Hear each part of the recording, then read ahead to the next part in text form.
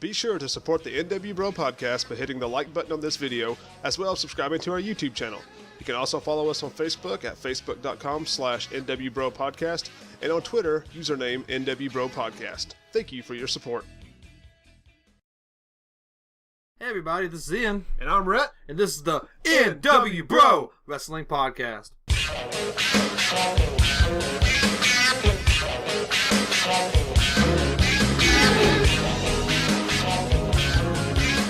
So, welcome back to our newest episode of the n.w.bro Wrestling Podcast, being recorded here on May 24th, 2017. I am Rhett, and I am back, although y'all wouldn't know that he y'all was wouldn't gone. know that. We were both gone. We were gone for a week, but we're gonna. It's weird. It's a weird situation. Okay, so here's what happened. Yeah. So we ran into some serious complications last week. With I had some complications because there was unfortunately a death in the family. So I had that going on last week, and left the recording duties up to Ian, who recruited one of our good friends, TJ, to come help him do that. And they recorded a full episode. But unfortunately, because of everything going on, it was kind of late in the week before we got the episode recorded, and then I ran into some complications getting it uploaded and all this stuff and mixing it, and if anything could have went wrong, it kind of did last week. And the bulk of the episode was our Backlash predictions, and it was Sunday, just hours prior to Backlash, when I realized I'm not going to get this uploaded in time. And to us, like, what's the point of even uploading an episode that's about the pay-per-view that's about to happen in a few hours? Like, that gives nobody any time to listen to it. It just seemed pointless to upload it at that point.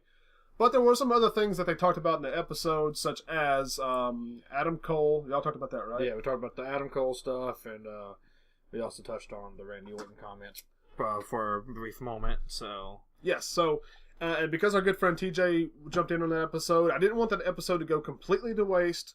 So by the time you hear this episode, the last week's episode, what was supposed to be, the MP3 of it should be available to download, but there will not be a video for it. However, I'm going to use a little bit of last week's episode in this episode, so you can kind of hear the stuff they talked about with Adam Cole and Randy Orton, so that doesn't go to waste. So I'll actually go ahead and plug that in right here, and then we'll be back with you guys here momentarily. Go ahead and introduce yourself. I'm TJ. I'm a big fan of wrestling myself, and glad to be a guest on the podcast. Yeah, it's gonna be good. It's gonna be good. First things first, TJ. I know you're not huge into Ring of Honor or anything like that, but we had some pretty big news. Not news, but we had some pretty big stuff come out of Ring of Honor this past week. Adam Cole, baby, lost his match against who was he even wrestling? That's not even the big part. Hiroshi Tanahashi. That's it. Hiroshi Tanahashi. He lost his match against Hiroshi Tanahashi at the War of the Worlds pay-per-view, and we had all knew that it was kind of winding down for him as far as his contract with Ring of Honor goes. So this was probably going to be his final match in Ring of Honor unless he renewed his contract. But there's a lot of rumors floating around that A lot of speculation that he's going to be going to NXT, which is awesome. He's a great talent for them to pick up. But regardless, after the match, the Young Bucks come out and they're pretending like they're acting like they're about to super kick him. At the same time, he turns around and then they're like, "No, we're just kidding." They all embrace in the middle of the ring. It's a nice, heartwarming moment when all of a sudden the lights go out and Titantron comes on, and it's Kenny Omega. And he's just like, "Adam, you've had a storied career and it's been fantastic, but, all fairy tales have to come to their end, and all stories have to have a hero and have to have their villain." And the camera zooms out on Kenny, and Marty Scurll is sitting right next to him, who is, the villain, Marty Scurll. And he's sitting right there, and people are like, "Holy shit, it's Marty Scurll. Is he joining the Bullet Club?" All of a sudden, the Titantron goes off, lights come back on, Marty's in the ring with the other three, and Adam's just like, what the hell's going on? All of a sudden, the Young Bucks super kick him, and then Marty Scurll pulls out his cliche umbrella. It's got the Bullet Club logo on there, revealing that he is the newest member of the Bullet Club. And then he does his finisher on Adam Cole, and Adam Cole's been kicked out, and his replacement is the villain, Marty Scurll. So that's pretty big deal. He's a fantastic wrestler and an even more fantastic personality. Marty Scurll is really weird. But he's kind, in my opinion, he reminds me a lot of Bray Wyatt, but he's better than Bray Wyatt. See, a lot of this makes me want to watch some more of the New Japan's. Dude, it's great. It's good stuff. You really should. But I mean, me and Rhett only got into New Japan, this past year with Wrestle Kingdom 11, and that was a great place to jump on, dude. Because that main event. See, I saw the Kenny Omega match. Oh, did you? Ridiculous. Oh God, it was amazing. But yeah, so definitely need to check it out. I mean, I don't watch it every week or anything, but I keep up with the big stuff, and this is a big deal. Now, and like I said, bouncing off of that is, a lot of people, the biggest rumor is right now that Adam Cole, baby, is going to be going to NXT. And that's a big deal, too, because he's a fantastic wrestler and he's a fantastic personality. So him coming to NXT is definitely going to help revitalize NXT, because when Shinsuke and Finn all leaving NXT, it's been good, but it's not been as good as it could be. So with Adam Cole going over there, that would be big. But that's really for me, that's a good jumping on point in terms of, especially from my perspective, getting back into wrestling and just being a huge wrestling fan in America with the WWE. Mm-hmm. It's really, really awesome to see all of these personalities coming up from these other really popular, just really exaggerated, just intense circuits, and seeing them come over into the WWE, because it kind of bridges that gap. Absolutely. Even for the casual fans to get into being more hardcore fans and just kind of get more wrestling, because it's a dying art. Oh yeah, it is. But yeah, I agree, and it is different as well, because like you said, New Japan and Ring of Honor, it's a bit exaggerated compared to the WWE. Like, Kenny Omega has a match where he fights a blow-up doll. But, I mean, it's a thing. It happened. So, I mean, but I love Kenny Omega. He's one of the best, if not the best talent in the world right now. But, I mean, there's a lot of rumors that some of the others are going to eventually make their way. A lot of people think that the Young Bucks eventually will, as well as maybe Kenny. Kenny has expressed that Kenny has said himself that one of his dreams is to wrestle AJ Styles at WrestleMania. So that would be huge. Oh yeah, that would be a great match. And but the only way that can happen is if he's wrestling for WWE, because we all know WWE is not going to do their cross promotional stuff like they used to. They don't do that shit anymore. Yeah, absolutely. One quick thing: Randy Orton talking shit about the indie scene. I don't know if you heard about that. I haven't.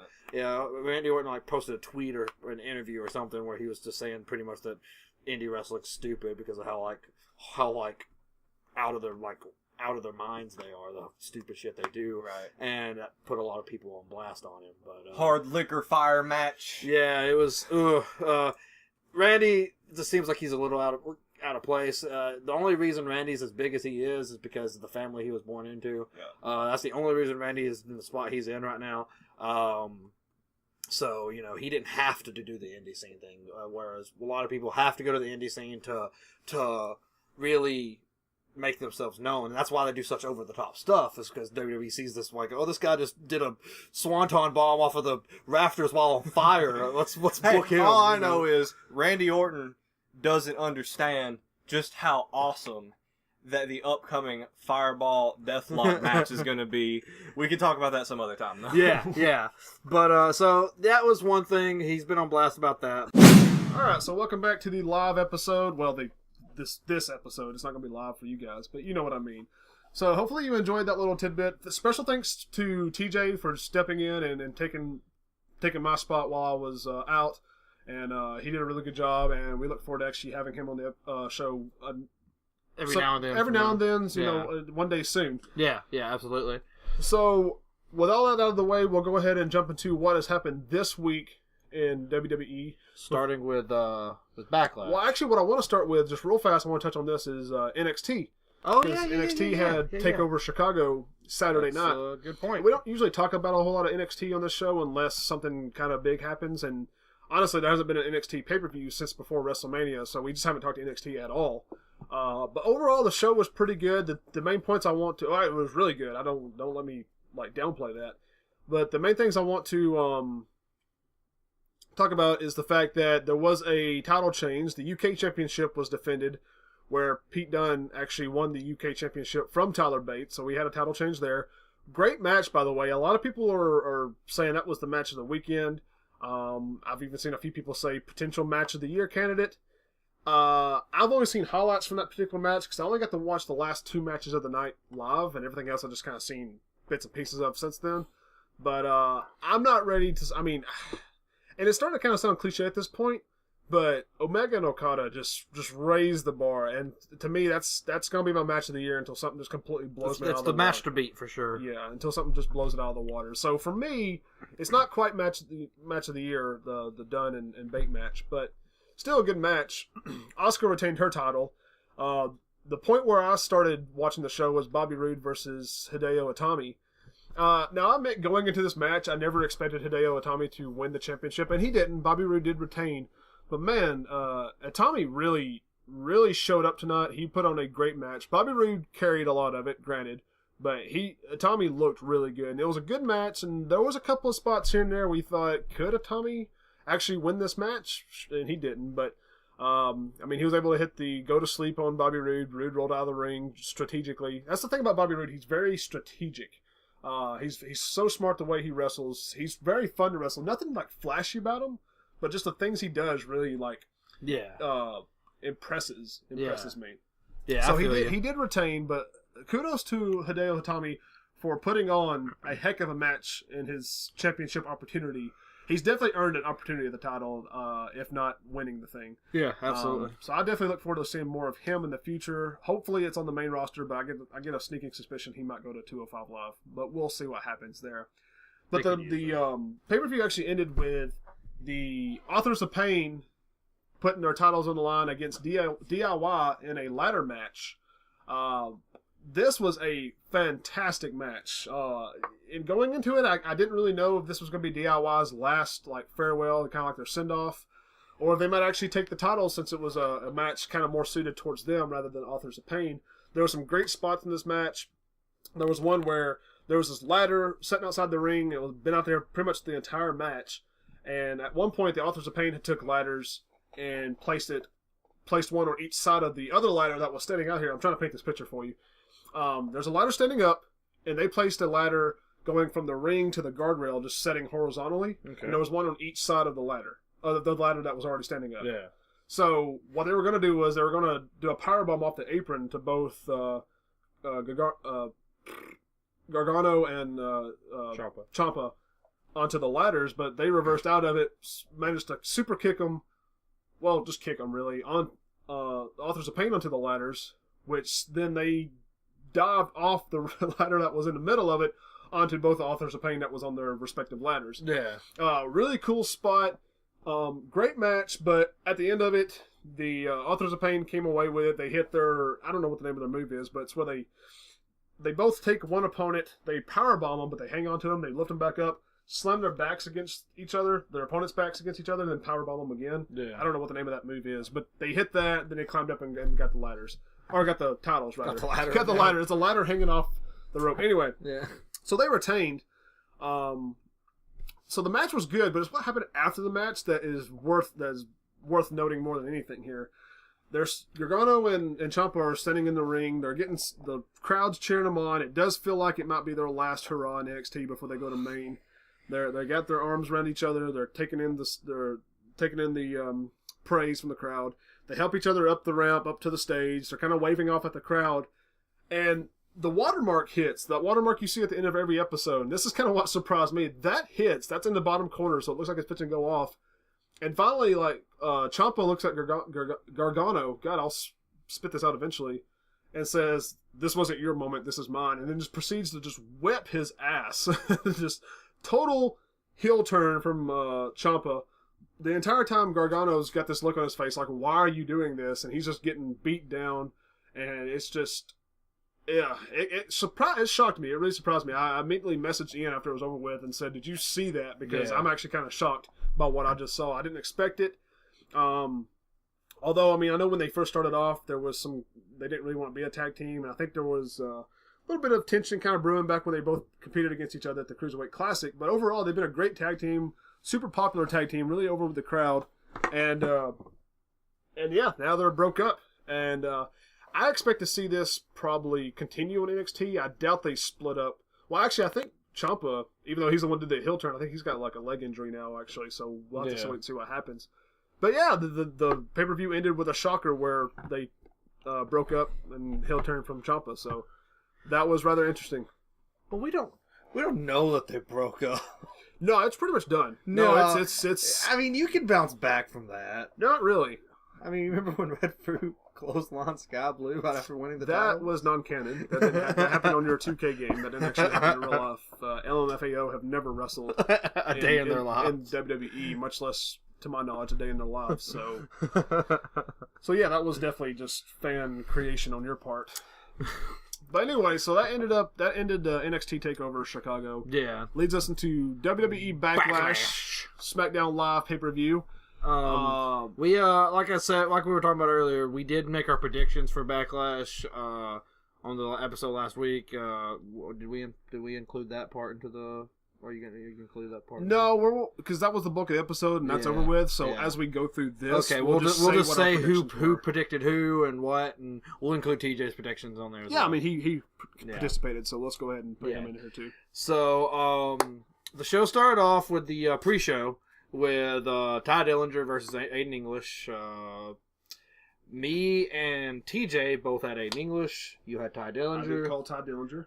Rhett won that I one. got off to a 1-0 start. So pretty good start for Rhett. It was a alright match. Yeah, I mean, as far as kickoff matches go, it was pretty good. But I mean, it sucks to see Ty Dillinger relegated to the pre-show. You know, I think he'll get his moment. I'm sure he will, but I mean, it was such a big, I don't know, it was kind of a big debut. He got brought up, immediately thrown into action on SmackDown, which is more than you can say for Nakamura. But it's bad because I said this when we were watching Backlash, that they both debuted on the same night, maybe a week apart. I can't remember if it was the same night or a week apart. But since then, Ty Dillinger's been actually wrestling. He's been active, whereas Nakamura's just been doing promos with Dolph Ziggler to set up his in-ring debut at Backlash. And I feel like Nakamura's had a better run so far on the main roster than Dillinger has. Yeah. So that's saying something. So yeah, I expect big things out of Ty Dillinger, but it seems like he's a little slow out of the gate starting off here. Which Aiden English, nothing against him. I mean, I actually like Aiden English, and I think he could probably... Like I predicted him to get the win. So. Yeah, I think he could be a good singles competitor, and he had some great pants this night. The starting out pants, those were fantastic. Those were cool. But you expect more out of Dillinger rather than English at this point, and they're kind of both on the same level, even though Dillinger did pick up the win. I agree. But that then brings us into the actual show itself with the show proper, so with the first match being Dolph Ziggler versus Shinsuke Nakamura. Yeah, kick this thing off with a bang. Yeah, Nakamura's WWE debut, not counting NXT. Well, in-ring debut. Yeah, in-ring debut. And a good match. Kind of an underwhelming match. I expected more. Like, this match was a SmackDown Live caliber match. It wasn't a pay-per-view caliber match. It was a SmackDown Live caliber match, but more towards the end of, like, really good SmackDown Live caliber matches. I mean, it was a good match. We both expected kind of more energy, more craziness. Well, more just like flying around, acrobatic type stuff. Wasn't really a whole lot of that. It kind of had its slow moments. It was just kind of more of a... It was a methodical match. It definitely was. It was a methodical match, which I can appreciate. But there was a couple of pinfall attempts from Ziggler that we felt like we're kind of scared. Yeah. But at the when all is said and done, we all three, me, Rhett, and TJ, called Nakamura winning, and sure enough, that's what we got. Exactly how it should have happened. It's how it should have happened. It's how it did happen. And Ziggler, I don't think Ziggler came out looking too weak. I agree. I mean, he took a clean pinfall loss, but I mean, he still looked like, there were moments in the match where Nakamura seemed like he was kind of getting beat up a little bit, was hurting from the stuff that Ziggler was dishing out. So, yeah, I mean, it was a good match. It was a good debut match from Shinsuke, and he's getting a pretty good push, which we'll get into in a little bit. So, yeah, he's really came out, hit the ground running. Yeah, I agree. That then brings us to the WWE SmackDown Tag Team Championship match between the Usos and Breezango. This match was pretty good. This was a good match. This was a hysterical match. I laughed. Yeah, especially when Tyler Breeze was doing his stuff. Yeah, it was really funny. They had a lot of different stuff going on, and it was a really funny episode a match with Tyler Breeze pretending to be a grandma at one point. Well, he comes out as the janitor first. Yeah. The same janitor he was in the skit from SmackDown Live the week before. Yeah. And it's funny because Fandango's out there like in his normal attire, like he's ready to wrestle, and Tyler Breeze is in a Jinder. He's got the mop and everything, and Fandango starts the match off while Tyler Breeze is outside on the apron, like mopping the side of the apron while he's waiting for Fandango to tag him in. He gets tagged in. My favorite part of the whole match, though, was at one point, I get the Usos mixed up between Jimmy and Jay. Jimmy and Jay. I don't know which one's which, but agreed. whichever one Tyler's fighting is wrestling at the time, they knock him down. And then the Uso brother gets up on the turnbuckle to jump on him, and Tyler starts rolling to the other side of the ring. So then the Uso gets down, goes and gets on the other turnbuckle, and Tyler starts rolling the opposite way. And they do this like 4 or 5 times, and I'm laughing funny. the entire time because it's so stupid, but it's funny. It's hysterical. Yeah, it was a good funny match, which we haven't had in a while. We haven't had a good funny match, you know. Yeah. But it was a good match. TJ called the Usos. Me and Rhett both called Breezango. So TJ came out on top on that one because the Usos did retain the titles. Which is weird because Usos have had very little build up to this match. Whereas Breezango, they've been getting like their little Fashion Files segments on SmackDown Live for the past few weeks, and they're getting a pretty good little push. Yeah. So I did fully expect them to pick up the titles, and the crowd is super behind Breezango. So I feel like there would have been a huge pop had they picked up the titles. But unfortunately, they did lose, so the Uso remained the champions. The Gangster Usos. Yeah. And that would bring my night kind of poor start because I would be 1-2 at this point, whereas both Rhett and TJ were 2-1 at this point. Yep. That then brings us into Sami Zayn versus Baron Corbin. Good match. Good match. Actually. Good, solid wrestle. And Baron Corbin takes a clean pinfall. Yeah, he did. Sami wins clean against Baron Corbin. Which he needed. Yeah. And did I call here? You called Corbin. I did call Corbin. This tied us all up because... Yeah, you're the only one who had faith I was the only one who called Sami Zayn. And sure enough, Sami Zayn picked up the W, so that made us all be 2-2 at this point, I believe. Yep. But it was a good, solid... wrestling good match. for Sami Zayn. Yeah, he needed it. For finally picking up a solid win on a pay-per-view. He needed, especially going into Tuesday, but we'll discuss that later. Right, exactly. This next part was just kind of a waste of a match spot, honestly. The 3-way tag? Yeah. Yeah. And okay, so it's Naomi, Charlotte, and Becky Lynch versus Natalya, Carmella, and Tamina, a.k.a. the Welcoming Committee. And it's just a 6-way tag team. There's no belts on the line, no nothing. So this feels like a SmackDown match. Why have this as a pay-per-view? The women's championship, you only have this is literally the full women's roster wrestling in one match, pretty much. Yeah. On SmackDown, so you need to have a championship title defense or something. Not this. This is SmackDown caliber. And then to put the Welcoming Committee over in this match, let's look at what's going on here. You got Natalya, Carmella, and Tamina, who just beat the current champion. Charlotte, who has been probably the most, probably the biggest female champion since... Charlotte's not the champion right now. No. I'm saying you got Naomi, the current champion. Yes. Then you have Charlotte, who's probably the most dominant or, the biggest female women's champion since the brand split. Yeah. And then you got Becky Lynch, who's a former champion. And they all get beat by Natalya, Carmella, and Tamina. Yeah. So that makes no sense to me. So I don't... I feel you. I think they're just really trying to push a dominant female stable here is what they're trying to go for. And I was the only one who called the Welcoming Committee winning. Yeah. And because TJ and Rhett both called the face divas women. That's a term we don't use anymore. Face women, my bad. Yes. Called them winning. And so this actually put me ahead in our competition, but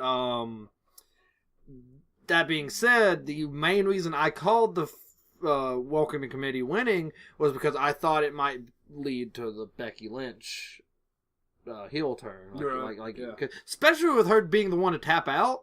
I thought this might make her just get super frustrated and then Tuesday come out with a chair, But that's another problem I had with the match is that it ended with Becky tapping. Yeah, I know. And then I thought that would end, but that pleased me at the time because I was like, hell yeah, maybe this is going to be what I think it's going to be. But we didn't get that. But we'll discuss SmackDown when we get there. Yeah. But it wasn't a terrible match. It's just it shouldn't have been on the pay-per-view. Yeah. And in my opinion, had the wrong outcome. But that's just opinion. So.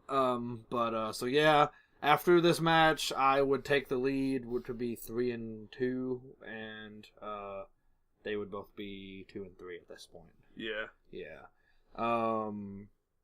So that leads us into the United States Championship match between the champion, the face of America, Kevin Owens, and AJ Styles. And go ahead. You seem like you have something you really want to say. I was going to say, this was a good match. Uh-huh. It was a very good match, and I think it ended very well.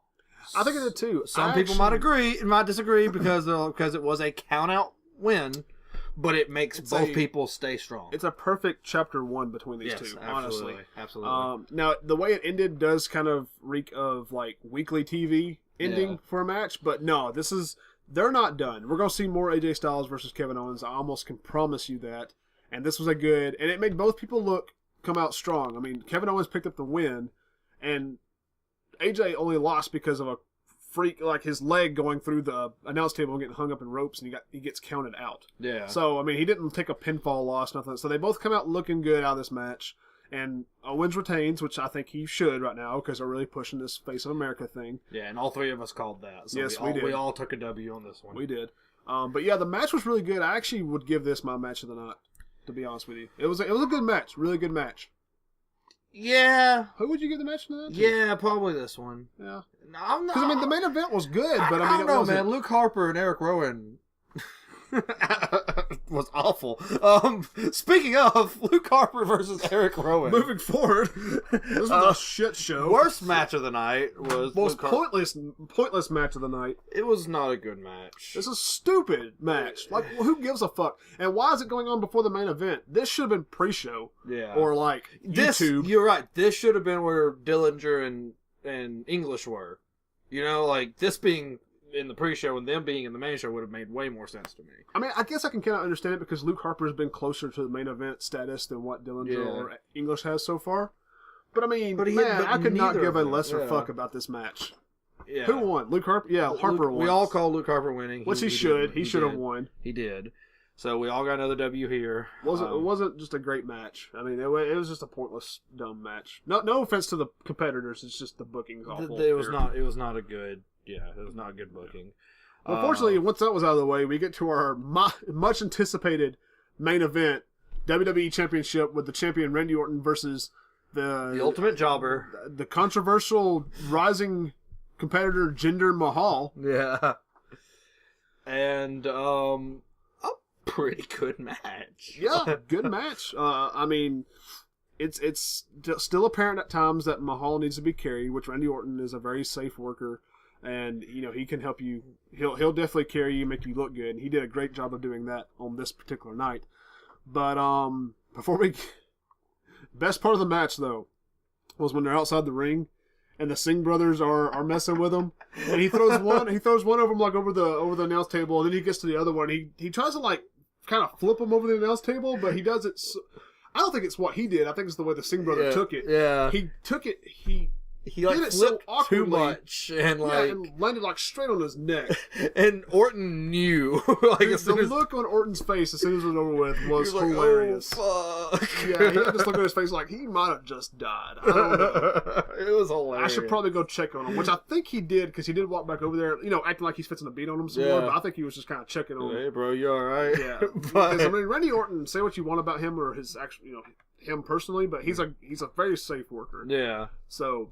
But yeah, that leads into at one point because Orton's got all of his focus on the Singh brothers, and Jinder's kind of out of action because he's down and out outside the ring. So Orton gets the Singh brothers back into the ring, hits him with a double DDT right here, doesn't he? He hits him with a double DDT off the ropes. Off the ropes that he does. Yeah, the drape. Which gives Jinder Mahal time to sneak up behind Orton, grab him with the Cobra Clutch, and then hit him with the Cobra Clutch Slam. And 1, 2, 3. We have a new Jinder WWE Mahal. champion. In the course of, I think, 4 or 5 weeks, he went from jobber to WWE champion, the 50th WWE champion, and the first of Indian descent. Right, correct. And this has received a lot of mixed feelings from different people. A lot of people hate this. A lot of people hate it, but I am personally on the boat of like I really like it. Uh-huh. First off, you know, like I just got to say, it is good because he is the first, you know, champion of Indian descent. That's good. We need more diversity in the WWE. I'm not 100% behind the whole you don't like me, you don't like me because I'm different gimmick. I'm not 100% behind it, but he's right. But it's not like that is part of why some people boo him. I kind of want him to sort of get away from that a little bit myself, but it's not like. It's not completely controversial territory just yet. It's not like Muhammad Hassan controversial. It's not to that point yet. He's just basically saying, like, I'm not your typical American bodybuilder athlete, so you guys don't like me. Yeah. And that's kind of what he's saying. He's not really... I mean, a little bit of racism here, maybe a little bit here and there, but nothing just nothing terrible. too bad. Right. And then, like... A lot of people also have a problem with it because they're like, he went from being the ultimate jobber to being the champion, but he didn't do it on his own. Literally every match he's won so far, every match, including the title match, he had help. Right. He only won because of the Singh brothers. The Singh brothers, right. Or not even just because of Singh brothers. Last week, he won on SmackDown because of Kevin Owens. Uh-huh. So, like, he's always had help. Yeah. To win. He's yet to do it. And we still have room to see some development here. Now, he might just play into... Excuse me. Now, he might just play into your traditional heel champion who's going to get beat by someone like, not in shining armor type guy later on down the road. But we also have some room for development because, like you said, he keeps winning because of help from outside interference. Yeah. But what if it gets to the point during this championship run that he's finally just winning matches on his own because he's just dominant? Like I could see them being a point where Shane comes out and is just like, you have to fight your next match, and if in the... Singh brothers are barred from ringside and something steel cage or something like that. Yeah, something like that, and and that he would have to prove himself at that point. Jinder Mahal match in Hell in a Cell, I'd get behind that. Yeah, I don't really care who his opponent would be. I just want to see him, the Maharaja get. Dude, I feel you, and that would be a great match. I think for what I want with Mojo. I think that Mojo and Jinder in Hell in a Cell. I think that'd be a good fucking match. Yeah. But regardless, because they both had help, because the only reason Mojo won the Royal Rumble is because of Rob Gronkowski. And True. So barring and nobody being able to help, Hell in the Cell, I think it'd be awesome. Yeah. But regardless, I'm starting to think we're not going to get that. I've heard a lot of rumors about where they're going with this angle, and it seems to me like they are going to keep the Randy Orton Jinder Mahal feud going because we already know that he's fighting him with the next pay-per-view. Money in the Bank, yeah. So we know that that's going to at least be another month at least. And I've heard a lot of rumors that that whoever has the title come after Money in the Bank is going to lose it to Rusev. But I could get behind. Of course, there'd be two heels, but I can get behind Mahal and Rusev. Yeah, I think that'd be kind of interesting as well. But you never know because what I heard was.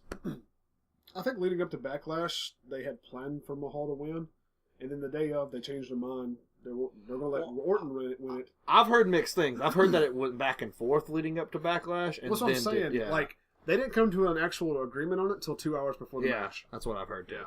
So you never know. But I'm 100% behind Jinder Mahal. I am marking out hard for him. I have been for the past few weeks, and I'm super excited that he's the champion now. And what he did on SmackDown, which we'll get to, just helped make me excited for him. So yeah, we'll go ahead and move on because there's a lot more to cut. We got two more shows to cover. Real quick, that our final tally. Me and Rhett both had Jinder Mahal for the win. TJ had Orton, so that brings the final tally with me winning at 6-2. The only two matches I got wrong were Aiden English, Ty Dillinger, and the Breezango and the Usos. So the only two I lost. Rhett was at 5-3, and TJ came out even at 4-4. Yeah. So I got the W. After you got off to a poor start at 1-2, you literally called every match afterwards correct. I didn't lose another one after that. Went on a 5-match winning streak. Hey, it's a game of runs, but yep. So Ian takes the prediction trophy home. I come out in second place, and TJ 4-4. So yeah, but good though. We all did pretty well. He was so confused and pissed about the main event. Yeah. He had Orton called, and we're like, as soon as Jinder picks up the 1, 2, 3, you and I are marking out. We're excited, and TJ's like, "Why though?" He's like, "It's way too soon. I don't get it." But it is what it is. It's all right. Yeah, we all had some pretty good predictions, but I was able to pull it out. But yeah, like you said, that brings us into Monday night with our 3-hour Raw.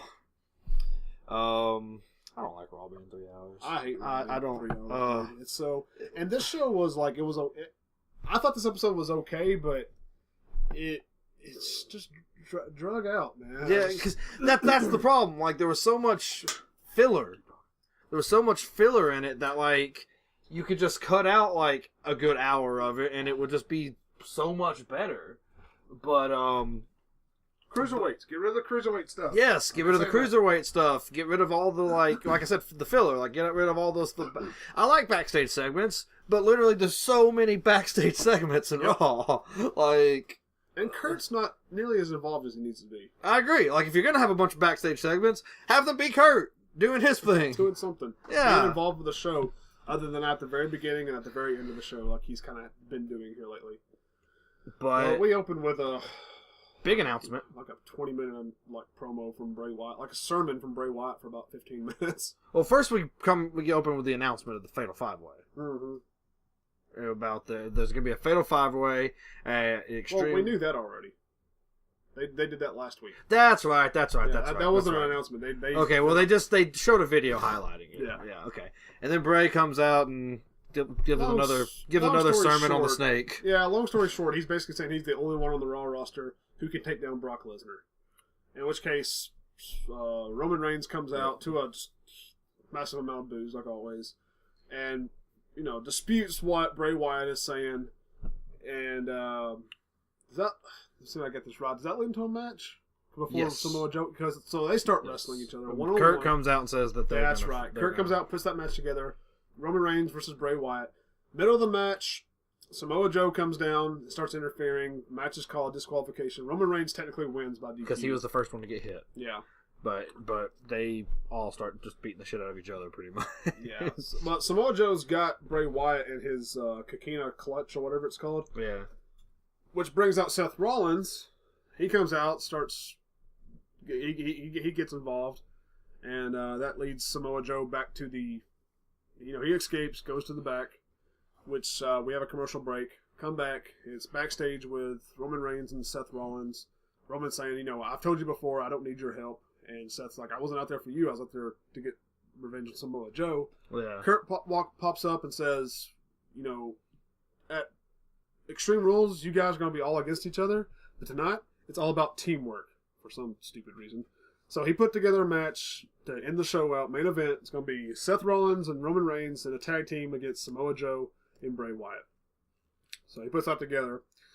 So that then leads us to a really weird cruiserweight match between Daivari. Well, timeout. You did skip one little section. I did skip. Okay, yes, I forgot about this. The Drifter, Elias Sampson, walks back up playing his guitar. As always. And Angle's finally just like, you know what? I see you. You haven't done a goddamn thing. You have been mooching your paycheck for the past, month and a half. And longer than that. And you're going to have a match. He sets him up with a match with Dean Ambrose later tonight. And so... for his Intercontinental Championship. So... winner takes all. No, so it wasn't. We got the Drifter's first match tonight. It wasn't a championship match. No, it wasn't. He's done nothing to earn anything close to that. But that brings us to what you were saying. To a really weird cruiserweight match between Daivari and Akira Tozawa. So while they're doing their cruiserweight wrestling shit, it keeps popping backstage to... Brian Kendrick, who is watching the match on a monitor, and he keeps looking at the camera, talking to the commentators. And he keeps going back and forth between that, and before Akira Tozawa finally picks up the win. What the fuck was that? That was weird. I did not like that at all. I have a hard enough time really getting behind the cruiserweight matches, not because they're bad, just because they just feel out of place on Raw. And then you're doing this weird shit with Brian Kendrick for this feud that should have probably wrapped up 3 or 4 months ago. I don't know. It was... really, really weird. So, moving on past that. Yeah, it was strange. A couple of promos here and there, little Sasha Banks, Alicia Fox. I think that moves on to Elias Sampson versus Dean Ambrose. Yeah, it does. So, this was actually a pretty good match for what was going on. I actually had to miss this one, but I have gone back and watched the highlights and stuff. Yeah, Elias Sampson can wrestle. He's a good wrestler. He can also play guitar. He kind of. He can strum. He can strum strings. But yeah, the match was looking pretty good. And Elias was making a pretty good, or the Drifter was making a pretty good debut so far. When the Miz comes out, and in order to cost Dean Ambrose the match, he actually he actually hits Elias Sampson. Yeah. So he come out and both men are in the ring. They're kind of laying out. And Miz attacks Elias Sampson, which DQs Dean Ambrose, which their stipulation for the match at Extreme Rules is, if it's a disqualification, the title still changes hands. Was a very stupid match to have at a pay-per-view called Extreme Rules. I agree. Stupid. If anything, it should just be a no disqualification. That way, it just can't happen. Yeah, make it a no DQ match so they can just beat the shit out of each other. Yeah, just catch these hands. But yeah. But we finally seen Elias Sampson in the ring. And Miz fucked over because of the disqualification win, he got the W, and he doesn't look weak because he didn't get pinned. You know, so yeah, he didn't pick up his debut, or he didn't pick up a win in his debut match against the Intercontinental Championship through like a clean pinfall. Yeah, but he still picked got up the win against the Intercontinental Champion through outside interference. It was actually a pretty good book match. Yeah, I agree. Oh yeah, the Enzo Amore thing. Yeah. Right before the commercial, we see Enzo's been just completely laid out by somebody. Yeah. He's unconscious. Yeah. Big Cass is trying to figure out what happened to him. He got paramedics around him. Kurt Angle is there, and Enzo finally comes to, but he's still kind of like out of it. And Cass looks at Angle and says, "You better hope you find out who did this before I do." Yeah. And you know what? They never went back to this the rest of the night. They never explained what happened. They do go back to it at one point, but they still don't explain what happened. Okay, I must have missed what you're talking about because I don't remember them. Because they had Kalisto talk to Apollo Crews and ask him if he did it. Uh-huh. Yeah. Oh, yeah. Okay, I did see that. I forgot about that. Okay, that's later on. That's the only reference. Yeah. But then... Wait. Before we move on. Who do you think attacked Enzo? I have no clue. I don't think the WWE has a clue who attacked him. The popular theory right now is that could be the Revival or it's Cass. Honestly, with the Revival kind of being hurt, I can kind of see it being Cass. I can see it being Cass too. Yeah. Because we've already talked about, I think what they need right now is a breakup. Yeah. And what better way to do it than Cass? I guess part of me was kind of hoping they'd just have like a mutual peaceful breakup and just kind of do their own thing for a little while. But nah, Cass is probably... I don't know though. We don't know who it was. They never revealed it. It still remains to be seen. It's just weird to me. Like I'm kind of on board with the Cass thing because like because it's a segment. It just starts with Cass just walking around like he's mad. Then it pans over and he's laying there, right? Yeah. Like it's like, oh shit, what happened here? Yeah, like Kurt, look at your boy. He's fucked up. Look, he took a boot. I don't know though. Then we have Finn Balor come out, and he starts talking about his opponents, for the 5-way match. Yep. And the man himself, Paul Heyman comes out. The Advocate comes out and cuts him off, and they kind of have a little bit of a back and forth. And to sort of wrap up, go ahead. I was just saying, with pretty much the whole premise of the whole thing, saying that Paul Heyman says that he thinks Finn Balor is the best wrestler in the WWE right now, and that Brock wants him. Right. He thinks Finn Balor, out of everyone involved in the Fatal 5-Way, he thinks Finn Balor is the only one who can actually rightfully challenge Brock Lesnar. So Heyman put Finn over in this segment. While still staying in Heyman character, the way he does. In my opinion, I think this all but confirms that Finn wins that match. I hope so. I hope Finn wins this match. He needs to at this point. And I hope he beats Lesnar. Like we said, like I told you the other day, if the rumors are true, and they appear to be by all intents and purposes, that WrestleMania is pinned up for Reigns versus Lesnar for the championship, with Lesnar being the champion, then Lesnar needs to drop that title at some point between now and then and get it back before WrestleMania. Just to keep things a little bit fresh so they're not so predictable.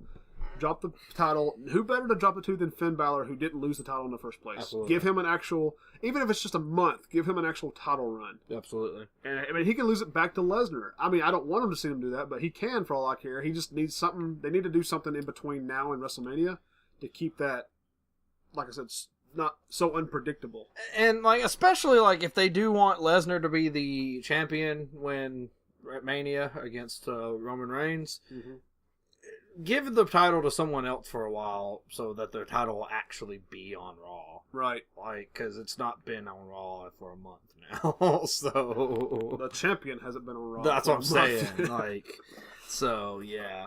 But then we have Carl Anderson and Luke Gallows come out because Finn has a match with Carl Anderson tonight. It's just a bit of a dream match for those that pay attention to Japan. Yeah, it was a good match too. And it was a good match, and it actually went exactly like how it should have been. Yeah. With Carl getting upper hand here and there, but Balor ultimately beats him, hits him with a coup de grace, or coup de grace, as Corey Graves said at one point. Coup de grace. So yeah, it was a good match. I mean, Finn picks up the win clean, but I mean, it doesn't really hurt Anderson in any way, in my opinion. It's the former leader versus the former student, and ended the way it should have. So it was a good match. I agree, and it was a good. Who match. gives a shit about the next match? Why is this feud? Why is this a feud? I'm honestly super disappointed right now with this feud because Sasha Banks was just like right in the middle of the like title picture. Like she was never actually competing for it, but she was like right in the middle of it. You know. Well, I mean, most part of last year she was back and forth with Charlotte as the champion. And then like we all thought she might be getting a heel turn. Yeah. But then that was before Bliss came over. And then suddenly Alicia Fox. Now she's just like mid card. Yeah. I guess Alicia Fox. Who cares? Who cares? Sasha Banks wins, but Noam Dar and Alicia Fox kind of get the best of her after the match. So that's that. So we move on to the next segment that you referred to earlier. Kalisto and Apollo Crews in the back. They're talking. Kalisto says, we got a long ways back. I have something to ask you. And Apollo's like, yeah, man, you can ask me anything. And Kalisto says, what is wrong with you? Like, why are you siding yourself with Titus O'Neil? Apollo Crews says, man, he just offers me things that I need, things I can't get anywhere else, which I don't know what that is. Well, what's he offering them? Besides just Titus brand stat. I don't know. Anyway. I don't know either. So Titus walks up and he looks at Kalisto. He's like, I know what's going on here. You want to be in the Titus brand, man. This is going to be great. And Kalisto's like, no, fuck that. I don't want anything to do with your Titus brand. And that basically sets up Crews versus Kalisto later on in the night. Yep. Then we have Goldust. Oh yeah, we have a short segment of like a video footage of Goldust talking, basically returning back to like 90s form Goldust. Yeah, being the director again and all. I'm this. kind of cool with it. I'm cool with it too. I think he's getting ready to kind of wrap up his career. Yeah, and this gives him a chance to just do his old school gimmick, the old school Goldust that we knew growing up. Yeah. Give him a run with that. Probably against R-Truth. And you know what? I actually heard this on Simon on What Culture said this. I'm going to agree with him. Why not give Goldust just a title shot? He doesn't have to win it. Yeah. He doesn't have to win it, but just give him a title shot at some point before he hangs it up. He's earned at least a title shot. Yeah, for like he's been in the like maybe WWE the Intercontinental. Like 45. I mean, could be the Intercontinental. I wouldn't care if he got like a Raw title shot at the Universal title. Maybe. I mean. Maybe Lesnar just eats him. Okay, maybe if Finn wins the title, then he gets the title shot. Because if it's Lesnar, he's gonna go out like a bitch, like a bag of shit. So, but he's earned something. So this is cool. It sets him up to do one last run as old school Goldust. Maybe he'll get a title shot out of it. Something I don't know, but I get the feeling he's wrapping up. He's wrapping up probably within a year or maybe a year and a half or something like that. Yeah. So. We then have a backstage segment with Charlie and Alexa Bliss. Just basically saying that Bayley can't be Extreme, so she's going to take the win at Extreme Rules. And then that tonight she'll be fighting Mickie James. So yeah. That then brings us to the Kalisto and Apollo Crews match. A pretty good short match, but very short, but a very good little match with Kalisto taking the win. Yeah, this built to a story. Probably gonna have a little bit of a feud between Crews and Kalisto, which gives Crews something to do. Because Titus O'Neil had Apollo Crews distracted at one point, it gave Kalisto the chance to pick up to how did this? Well, he rolled up. Okay, so he had him distracted because Titus O'Neil had Crews distracted because he's basically telling him, whip his ass, do your thing. Yeah. And it gave Kalisto a chance to get the roll up, but he only got a 2 count. Then I'm trying to remember how this. O'Neil goes to hit him. Well, not O'Neil. Crews goes to hit Kalisto with a move. I can't remember what move he's trying to hit him with, but he counters the move into the Salida del Sol. Oh yeah, picks up the win. Yeah. And then after that, Kalisto retreats. Then Titus O'Neil gets in the ring and yells at Crews a little bit. So Might be causing a little bit of tension between Cruz and Titus O'Neil, but I feel like this is going to probably... It might be building towards a Cruz heel turn, honestly. Especially if he's paired with Titus O'Neil. And probably a possible feud with Kalisto. Which is cool. Gives all three people involved something to do. And it's a feud I can kind of...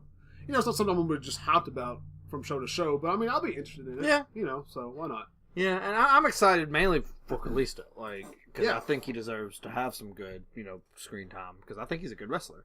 It gives him out of the... keeps him getting his ass whooped by Braun Strowman. I agree. But we then go to another commercial. We come back and with the Matt Hardy versus Sheamus match. The winner gets to pick the match stipulation for their match at Extreme Rules. Mm-hmm. Of course, Jeff and Cesaro are both at ringside. Right. But it's a singles competition between Matt and Sheamus. And pretty good little match. It's your same good, smooth flowing match that you've had from these guys so far. I do want to interject something real quick. A lot of delete chants here. A lot of Matt doing his delete thing, and Matt even after the match, after they pick up the win, Matt even uses the broken voice while he's talking. Yeah. But I have heard a lot of rumors this past week that the WWE is 100% not interested in the broken gimmick. Well, it's just stupid. Yeah.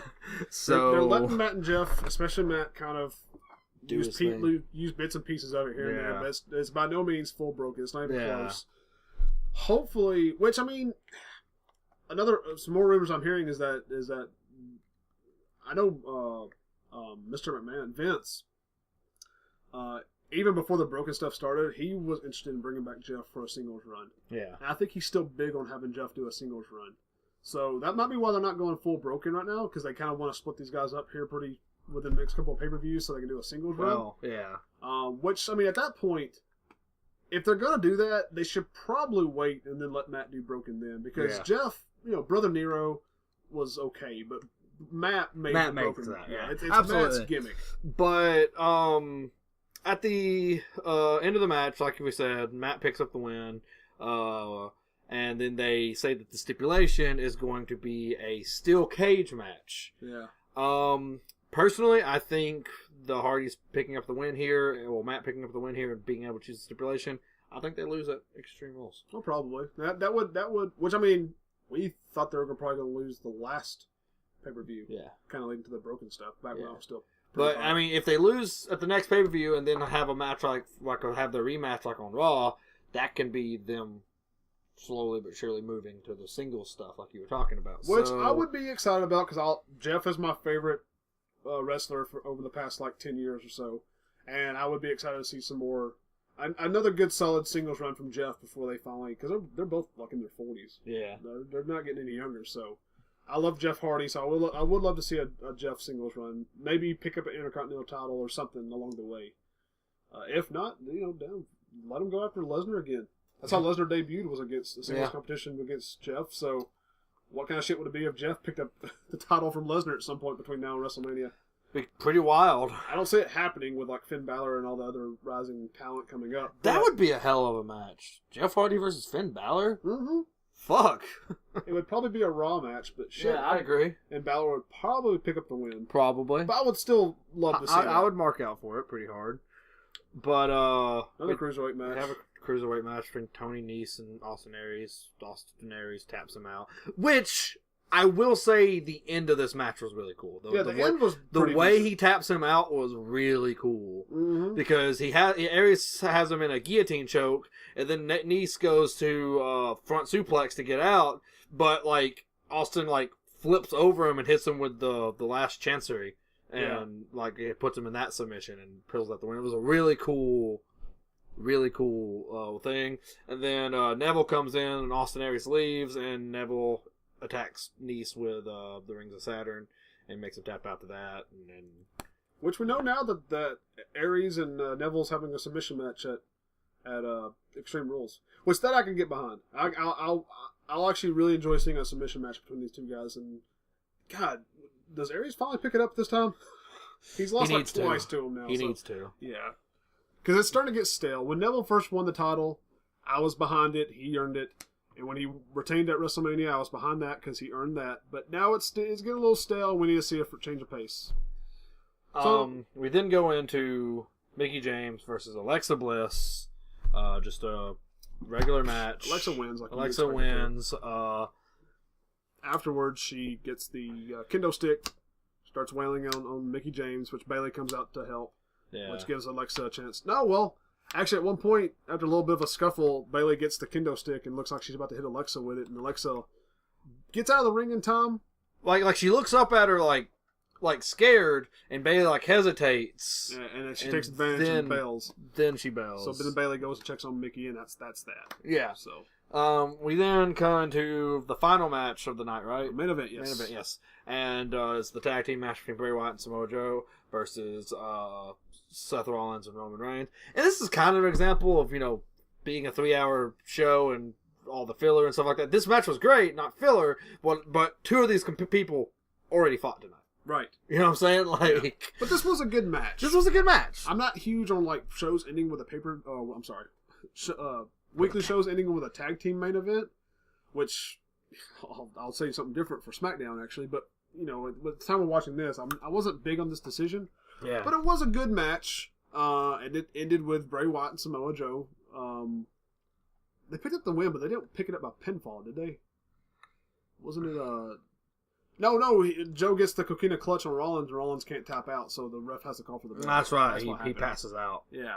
So, but I mean, there were some good spots in the match, and it was for a tag team between these guys. It was what it was. But you notice Finn Balor had nothing to do with the people he's going to be fighting against tonight. So we go backstage after the match, and Kurt's watching the monitor. Finn walks up and says, good job putting together this match, but how about next week you don't leave me out of it?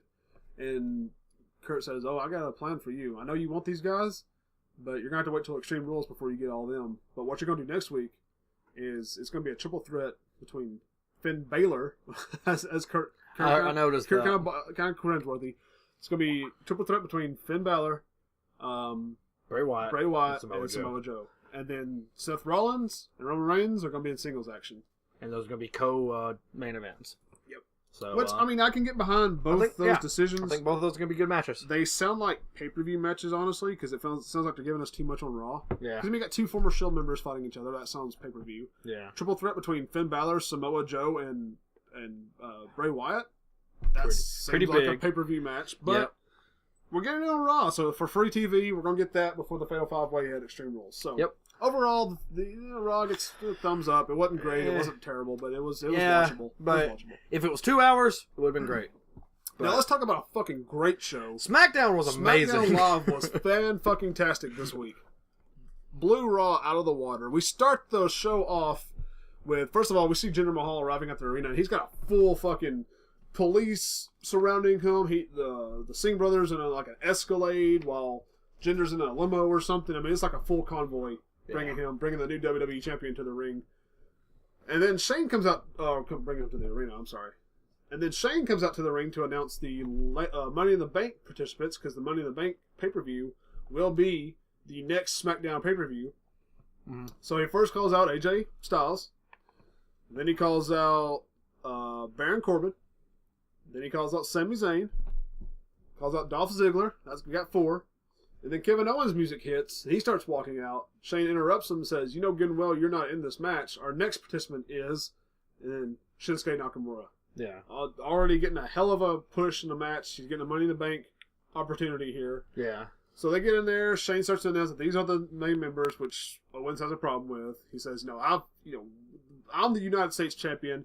I beat AJ Styles. You're upset because you couldn't beat him at WrestleMania. I beat him Sunday. So he finally convinces Shane. He says, you know what? You make some good points. You're the 6th and last participant in the Money in the Bank match. And at one point during this whole segment, everyone gets a say. They all get the microphone and they kind of say their piece. Yeah. And this moment was awesome to me for the one reason that for the first time since they came to WWE, you saw AJ Styles and Shinsuke, and they were standing side by side next to each other in the same segment. And it gets better. Oh, yeah, it gets better. And even at one point, AJ's calling out everybody. He's like, I'm not going to get beat by you. And he gets to Shinsuke Nakamura. He's like, or the rock star. Just seeing them, kind of talk to each other. And then Shinsuke gets the mic, and he says, for those of you who don't know me still, I am Shinsuke Nakamura. But you can call me Mr. Money in the Bank. And it just, that's pretty much how that goes. I mean, it's just a little segment. Yeah, introducing all good the little segment, yeah. Good participants. I mean, this is going to be a solid match. And then Shane books that Corbin and Zayn are going to be having a rematch tonight. Yeah, because they couldn't shut up. They kept talking shit to each other. And then he also books Kevin Owens and Dolph Ziggler versus AJ Styles and Shinsuke Nakamura, dude. Like, I was pretty hyped. I was extremely hyped. This is how you make a tag team that ends a show. Yeah, absolutely. Yes. But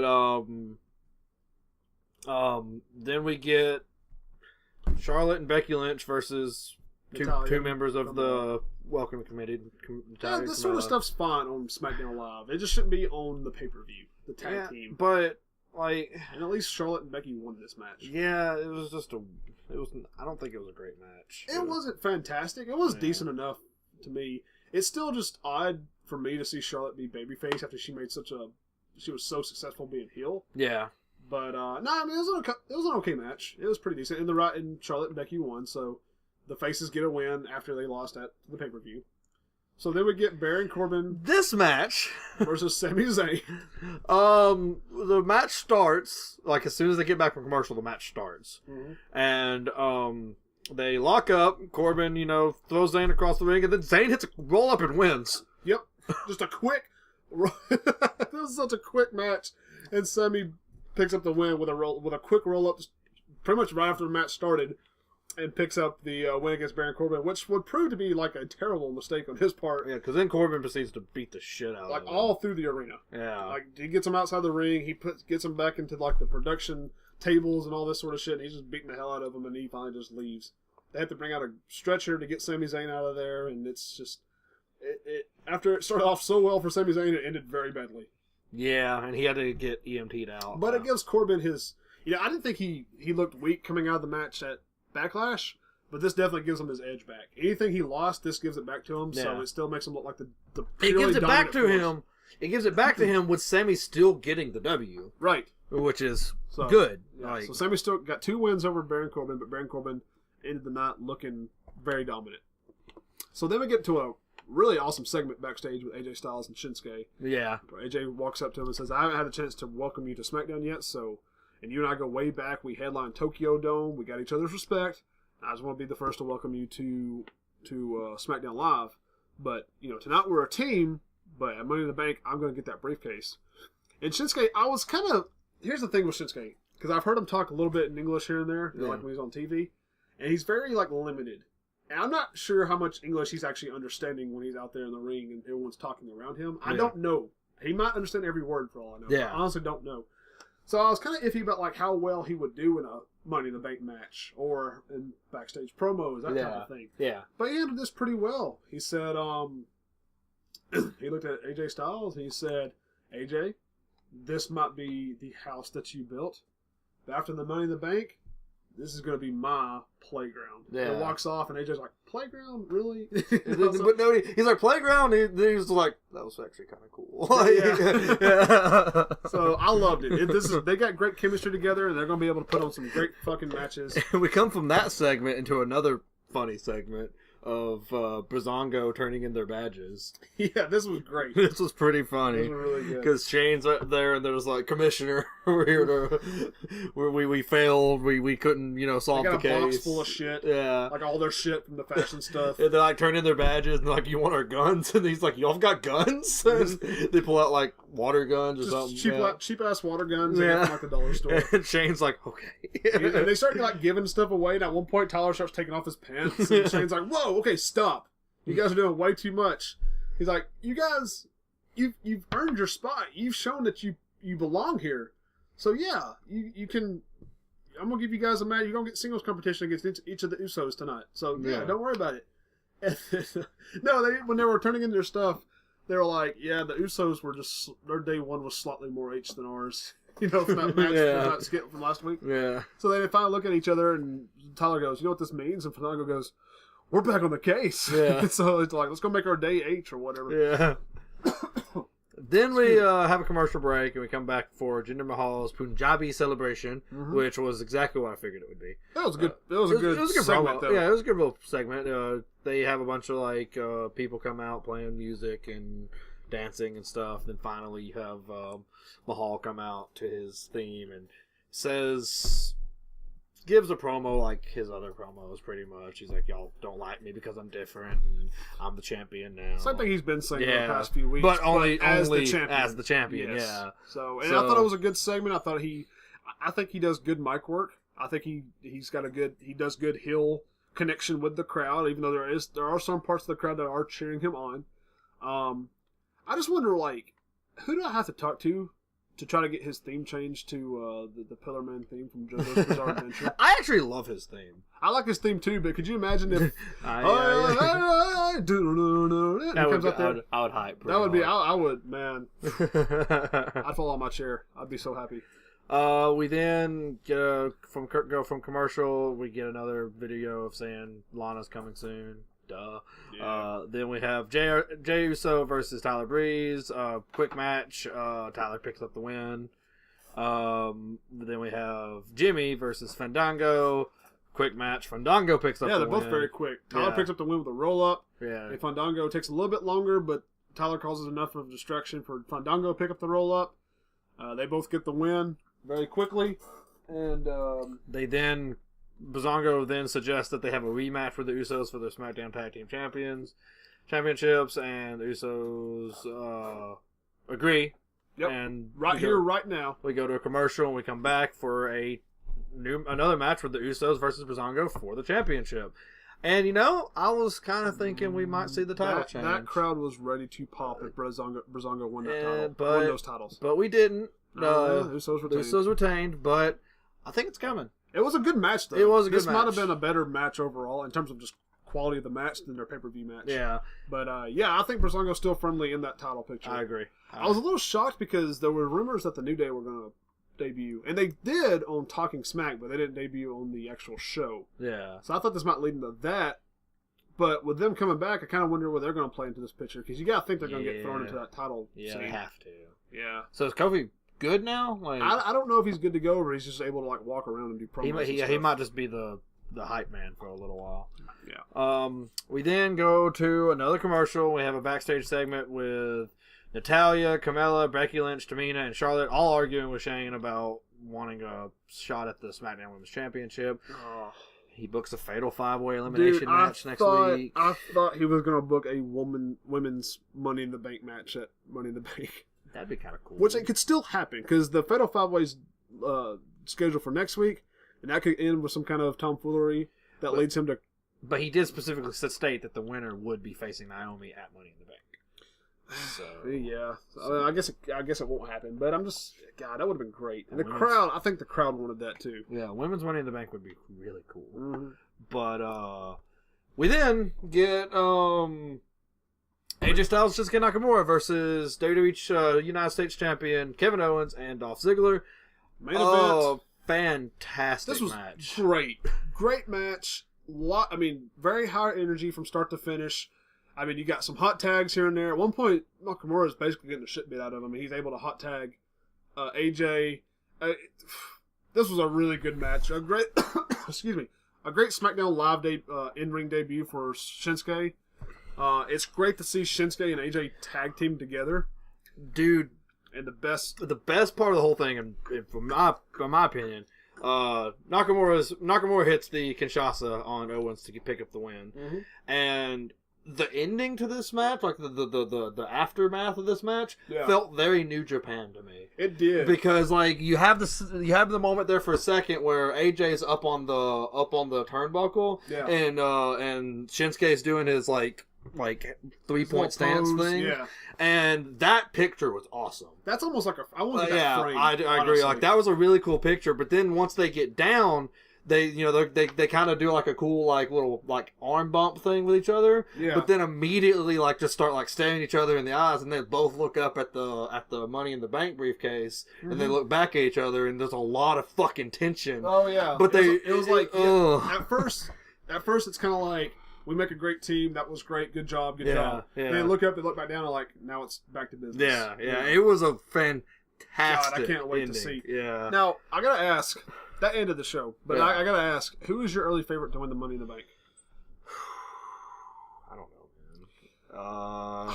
Because we got to realize whoever wins the Money in the Bank is going to have it going up against, like right now, whoever's going to have the title is either going to be, from what we know, Jinder, Randy, or maybe Rusev. Here, let me explain to you, if I booked this, how I would book it. All right. I would honestly book Shinsuke winning the Money in the Bank contract. Kind of and then state, he held on to it for a little while, but then states that he's going to cash it in at WrestleMania. He's going to wait, cash it in there. Between now and then, after the Jinder Mahal stuff's all wrapped up, AJ Styles wins the championship belt. And then we have walks into WrestleMania. And we got Shinsuke versus AJ for the title. And just a clean match, not a run in. No, because I don't see Shinsuke doing that anyways. Yeah, that's what I'm saying. Like Shinsuke's not like he's not what's the word? How do you say that? Yeah, like he doesn't. He's not like Edge or anything where he just the guy's down. I'm gonna cash in. Yeah. No, I can see him saying I'm gonna cash this in like Cena did when he won. Yeah. I'm going to cash this in at WrestleMania. Yeah. Like, I can see him winning it, and then the next week being like, I'm cashing this in at WrestleMania. Go ahead and book it. I'm in the main event at WrestleMania. And then AJ wins the title, probably like in January or something like that. The only thing that I have against that is if that is going to be kind of the premise of what we're going to be looking at, it does limit the Royal Rumble to have to be a Raw winner, pretty much. I still think it'll probably be Roman. Roman will probably pick up. I still think they're going to let Roman pick up the Royal Rumble and then challenge Lesnar for the title. God damn it. Yeah, so Raw sucks right now. I mean, besides like Finn Balor and Seth Rollins and whatever. Yeah, like this 5-way I'm hype about, but like that's it, man. Like, yeah, everything else is going on just because of what we know, mainly because of Roman Reigns. Raw is just. And like I went into a lot more detail about this last week on the episode that we didn't get to put out, but also one of Raw's biggest issues right now, I think, is they're not really doing Bayley the way I think they need to. Yeah, she's dropped the titles. I understand that she's supposed to kind of have like that childhood innocence type thing, like that's kind of part of her gimmick. Yeah, but they're overplaying that. They can. If she can pick up the win at Extreme Rules, especially by getting Extreme on the Kingdom. Yeah, I agree. That could be a way to fix it. But like, literally, since she's lost the belt, she's been like pouting. You know what I'm saying? Like, yeah, that's too much. Yeah. But all in all, SmackDown's winning right now, in my opinion, and this was a fantastic ending to a match, to a show. And good week of SmackDown. Sunday Backlash was great, and then the SmackDown Live's probably the best SmackDown Live I've seen all year. Yeah, I'll say that. That picture of AJ on the turnbuckle. Oh, I just want it framed. So cool. I want it framed so bad. Yeah, literally two of my favorite wrestlers right now. Yeah, absolutely. One of them might be actually my current favorite wrestler, with the other one not being too far behind. Which one's which? I really love Shinsuke. Yeah, I like Shinsuke a lot. But AJ's my second favorite wrestler in the WWE, only following Finn. But Shinsuke's probably my top 5. They're both in my top 5 right now. Yeah, absolutely. In current day wrestlers, I mean, not even just WWE. If you go WWE and even throw in New Japan over like the past few years, they're both top 5 for me. Yeah. So yeah, this was a great week for SmackDown. Kind of a lackluster week for Raw, but we'll see what happens there. Other than that, that's going to go ahead and wrap us up for this week. Be sure to like, comment, and subscribe to our YouTube. We appreciate you checking out this episode, and if you're still with us, be sure to go ahead and click that like button, comment, let us know what you thought about the episode, subscribe if you haven't done that. Remember that our podcasts are available as MP3. The link should be in the description for this if you're watching on YouTube. If you're listening to the MP3, congratulations, you found it. Good job. Follow us on Twitter, Facebook, and Instagram at n.W.bro. And anything else you want to add before we wrap up? I don't think so. I think I'm good. All right.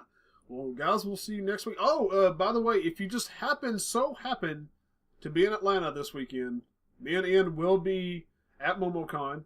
We're gonna try to meet up with Xavier Woods because he'll be a guest. Austin Creed. Yeah. So if you guys are in Atlanta and you would just by some reason want to meet us, say hi, or if you're at MomoCon, We have come Twitter. fun. We have Twitter, right? We do have a Twitter. Tweet at us. Yes. So tweet at us. We'll probably Instagram a little bit. Just keep up with us. So if you guys happen to be in Atlanta this weekend, we'll be at MomoCon, which will be it's held by like the CNN Center. So Yeah, it's in the convention center attached to like the Omni and everything like that. Right. So come say hi if you're in the area. Yeah. And other than that, until next time, we'll see y'all later. Adios.